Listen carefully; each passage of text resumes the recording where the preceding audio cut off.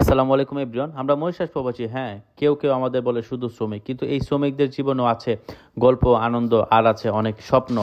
এই ভিডিওতে শুধু আপনি একটি ভ্রমণ দেখবেন না, আপনি দেখবেন কিভাবে কঠোর পরিশ্রমের মাঝেও আমরা আর দেখবেন এমন কিছু মুহূর্ত যা আপনাকে স্মরণ করে দিবে জীবনটা শুধু টাকা রোজগারের জন্য নয়, কিছু সময় বাঁচার জন্য নিজেকে সময় দিতে হয়। আজ আমরা বেরিয়েছিলাম ছোট্ট একটা ট্রাভেলে, কিন্তু কোথায় পৌঁছালাম সেটাও আপনি নিজেই দেখে অবাক হবেন। সঙ্গে থাকুন, এই গল্পটা আপনার জন্য, আমার জন্য, প্রত্যেকটা প্রবাসীর জন্য। আমরা কয়েকজন প্রবাসী, হ্যাঁ হয়তো বড় কিছু না, আমরা সাধারণ শ্রমিক, তবে আমাদের প্রবাস জীবনটা কষ্টের নয়, বরং হাসি আর আনন্দ আর ভালোবাসা ভরপুর। এই দেশে আমরা পেয়েছি সিস্টেম, পেয়েছি সম্মান, আর পেয়েছি কিছু ভালো মানুষের সাক্ষাৎ, যাদের কারণে আমার জীবনটা অনেক সহজ হয়েছে।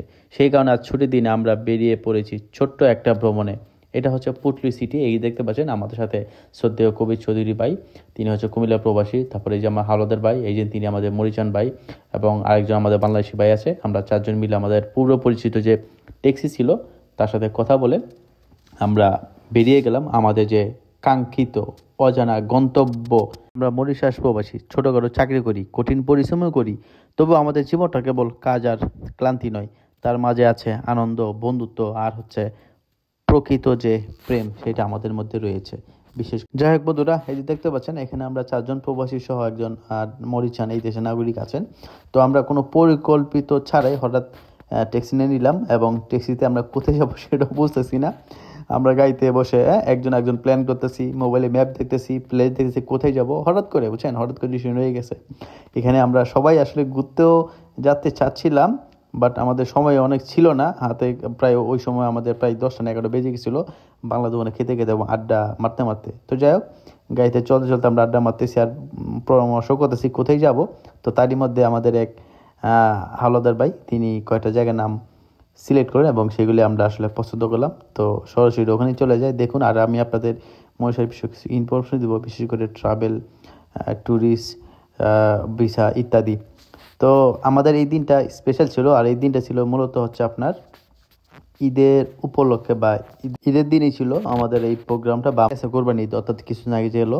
তো সময়ের করা ভিডিওগুলা আমি আসলে ওই সময় আপলোড দেওয়া বা এডিট করার সময় পাইনি, তো এখন আপলোড দিতেছি বা এখন এডিট করতেছি, হয়তো বা আপলোড দিব কয়েকদিন পর। তো যা বলতেছিলাম, আমি এখানে যাওয়ার আগে বা এই ট্যুরে বা আমাদের এই বাইরের সাথে একত্রিত হওয়ার আগেও আমি একটানা 3 দিন নাইট করেছি। নাইট করতে করতে তো ঈদের দিন ছুটি পেয়েছি। ঈদের দিন ছুটি মূলত নাইট করার জন্য পেয়েছি, প্রচুর কাজ করেছি একটা না 3 দিন। এই জন্য আমাকে ঈদের ছুটি দিয়েছে, কারণ এই দেশে কোরবানি ঈদের কোনো ছুটি নাই, তো এই জন্য ছুটি পেয়েছিলাম এবং তারাও কোনোভাবে ছুটি নিয়েছিল। তো যাই হোক, আমি আসলে নাইট ডিউটি করার কারণে এত ক্লান্ত এবং এত চোখে ঘুম ছিল যে আমি গাড়িতেই একটা লম্বা ঘুম দিয়ে ফেলেছিলাম। আমি বলতেই পাই নাই, প্রায় হচ্ছে অনেক, সেটা অনেক। যাই হোক, একটা কথা বলতে ভুলে গেছিলাম, ওই দিনটা ছিল রবিবার, ঈদের দিন তো, বাট রবিবার পড়ছিল, একটি ছুটির সকাল রবিবার। সপ্তাহে জুড়ে কাজের পর অবশেষে একটু সময়ও নিজের জন্য ও বন্ধু বান্ধবের সঙ্গে ভাগ করে নেওয়ার জন্য আমরা ঠিক করলাম, আজ শুধু ঘুরে বসে থাকবো না, আজ বেরিয়ে পড়বো একটু মুক্ত বাতাস নিতে। গন্তব্য যদিও কোনো নির্দিষ্ট ছিল না, শুধু ইচ্ছা স্পষ্ট ছিল যে আজকে আমরা হাসবো, দেখবো, উপভোগ করবো এবং ঘুরবো এবং ব্লগ বানাবো। তো ঠিক এই কথার উপর ডিপেন্ড করে আমরা হঠাৎ করেই ট্যাক্সি নিয়ে বাস বের হয়ে গেলাম অজানা গন্তব্যে। তাই চলেন দেখি শেষ কোথায় যাই, কিভাবে কি করি, আমি আপনাদেরকে দেখাচ্ছি, এবং আশা করি আপনারা প্রবাসীরা বা বিশেষ করে ট্রাভেল লাভাররা উৎসাহিত হবেন। রাস্তায় যেতে যেতে হঠাৎ মনে হলো, চলো যাই মহাদেব মন্দিরে। মরিশাসে নাম করা এবং অন্যতম একদম সবচেয়ে বড় এবং সুন্দর একটা মন্দির, যেটাকে মহাদ্বীপ বা আপনার মহাদেব মন্দির বলে সবাই চিনে। এখানে সবাই আসে, এখানে বছরে অনেক বড় পূজা হয়। এখানে আপনার ইন্ডিয়া থেকে এবং আপনার অস্ট্রেলিয়া থেকে এবং ইউরোপ সহ নানান ধরনের নানা দেশের হিন্দুরা এখানে আসে আপনার পাড়ি জমায়, এবং এখানে তাদের যে ধর্মীয় নীতিগুলা সেগুলো পালন করে, পূজা করে, এবং নানা দেশ থেকে আসে, বিশেষ করে ইন্ডিয়া থেকে। এবং এই জায়গাটা হচ্ছে আপনার মরিশাস কোবে এলাকায়। এই জায়গাটা এত উঁচু একটা পাহাড়ের স্থান করা হয়েছে, মানে প্রত্যেকটা যে মন্দির আলাদা আলাদা আর কি। সামনে আপনার সবচেয়ে বড় আপনার যে মেয়েদের একটা মন্দির, তারপর হচ্ছে আপনার মহাদেব, এরপরে উপরে ছোট ছোট মন্দির এই যে দেখতে পাচ্ছেন, এগুলো অনেক বড় এবং অনেক সুন্দর করে আকৃত, এবং এগুলো মূলত টুরিস্টদেরকে খুব খুব আকৃষ্ট করে।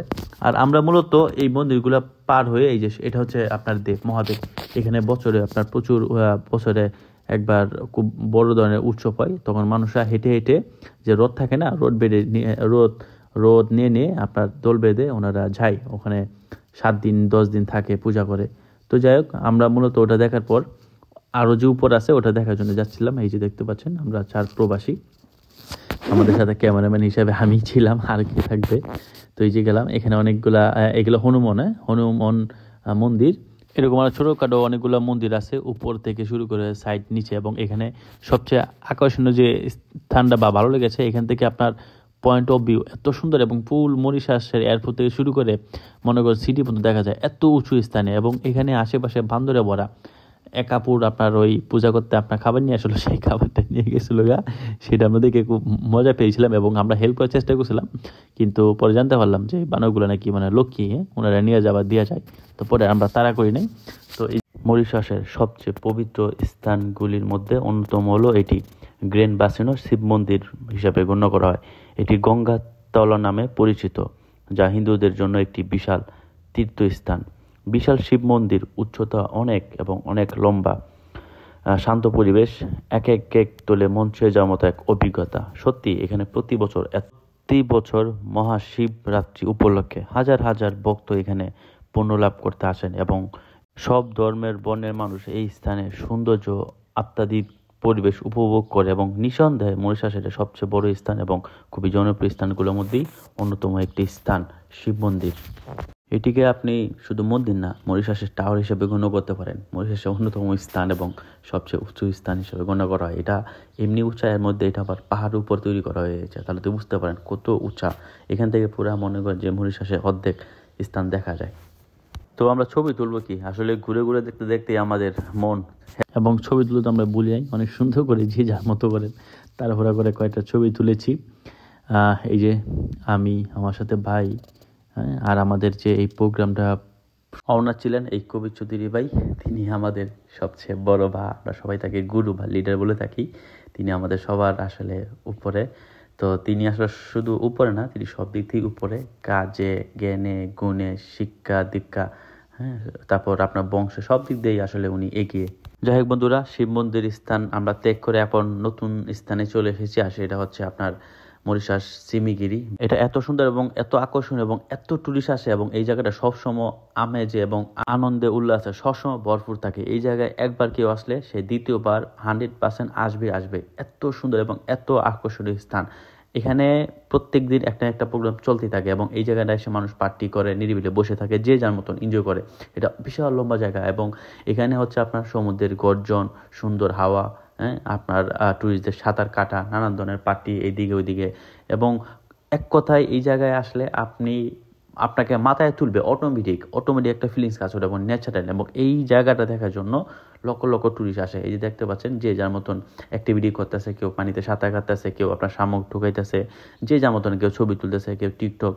এত আকর্ষণীয় এবং এত, আপনার যদি মন খারাপ থাকে বা অনেকদিন ধরে টেনশনে ভুগতেছেন, আপনাকে অবশ্যই এই জায়গা উচিত, বা এই জায়গায় যদি আসতে পারেন, আপনি মনে করেন যে 99% আপনার টেনশন অটোমেটিক দূর হয়ে যাবে যদি এই জায়গায় ট্রাভেল করেন। আমি তো প্রায় কোনো কাজ ছাড়া এই জায়গায় চলে আসি। তো যাই হোক, তো আমরা এখানে আসলাম, আমরাও ঘুরলাম, দেখলাম, কিছু ছবি তুললাম, হালকা পাতলা কিছু খাবার খেলাম। বিশেষ করে এখানে অনেকগুলো পার্টি হইতেছিল, আমরা আমাদের ঘোরাফেরা রেখে ওনাদের আসলে অ্যাক্টিভিটি দেখতেছিলাম, খুব ভালো লাগতেছিল।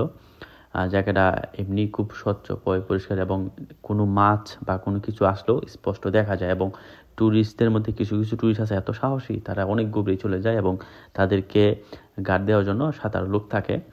তো এদের সাহস দেখে আমরা আসলে অবাক হয়ে যাই। আমরা মনে করি বিদেশে মানে বিদ্যুৎ না, একদম পুরাই বুঝে উল্টা। তো দেখেন কত একদম মানে ছবির মতো চকচক, একদম গ্লাসের মতন, হ্যাঁ, ক্লিয়ার, স্নিগ্ধ, কি একটা আসলে প্রাকৃতিক অপূর্ব সৌন্দর্য, যা আসলে বর্ণনা করা অসম্ভব। মহান আল্লাহ তাআলা এক অসাধারণ নিখুঁত সৃষ্টি, যা আসলে বলে কখনো শেষ হবে না। সুবহানাল্লাহ। মরিশাসের গিরগিরি এই জায়গাটা যেন প্রাকৃতিক এক জাদুকরী উপহার। সবুজে ঢাকা আর পাহাড়, ঝর্ণা, শব্দ আর পাখির ডাক মনকে একদম শান্ত করে দেয়। সত্যি আমি এসেছি আপনাদের দেখাতে এই অসাধারণ প্রাকৃতিক সৌন্দর্য, এবং জীবনে একবার হলেও এই জায়গায় দেখা উচিত বলে আমি মনে করি। কারণ এটা শুধু ভ্রমণ না, অনুভূতি। এখানে দাঁড়িয়ে আছে আকাশ ছোঁয়া স্বপ্ন। সত্যি মনে হয় গরমের ভেতরে এই জায়গা ঠান্ডা হাওয়ার মন ভালো করে দেয়। যারা প্রকৃতি ভালোবাসেন তাদের জন্য এটা স্বর্গ, এবং এটাকে স্বর্গীয় দ্বীপ বা স্বর্গীয় দেশ হিসাবে অলরেডি পৃথিবী এটাকে চিনে মরিশাসকে। ভিউ পয়েন্ট থেকে নিচের জঙ্গল দেখলে মনে হয় আমি সিনেমার মধ্যে আছি। এই সৌন্দর্য আপনার সাথে ভাগাভাগি করার জন্য আমি ব্লগের লক্ষ্যে করে আপনাদেরকে শো আপ করাচ্ছি আমার ভিডিওতে। Look at the my blog and subscribe my channel. This is Shawkat and আমি একজন প্রবাসী। মাঝে মাঝে ব্লগ ভিডিও এবং তথ্য দেই, কাজের তথ্য, প্রবাস তথ্য, নানান ধরনের। যদি আপনাদের ভালো লেগে থাকে অবশ্যই আমার চ্যানেল সাবস্ক্রাইব করে পাশে থাকবেন। আমি একজন প্রবাসী ব্লগার। আমি খুব আমি খুব ভ্রমণ পিয়াসী এবং আমি ভ্রমণ করতে খুব পছন্দ করি। এটা আমার লাইফের অন্যতম একটা হ্যাবিট বা অভ্যাস বলতে পারেন। তো ইচ্ছা আছে ভিন্ন দেশে গিয়েও আসলে ট্রাভেল করা। তো দেখা যাক, আল্লাহ যদি বাঁচিয়ে রাখে আমার এই চ্যানেলের মাধ্যমে আপনারা হয়তো আরও নতুন নতুন দেশের ভিডিও দেখতে পাবেন। তো আপনারা আমার জন্য দোয়া করবেন। ভালো থাকবেন সবাই। খোদা হাফেজ এভরিওয়ান। আর আমার এই ব্লগটা কেমন ছিল অবশ্যই জানাবেন। খোদা হাফেজ এভরিওয়ান।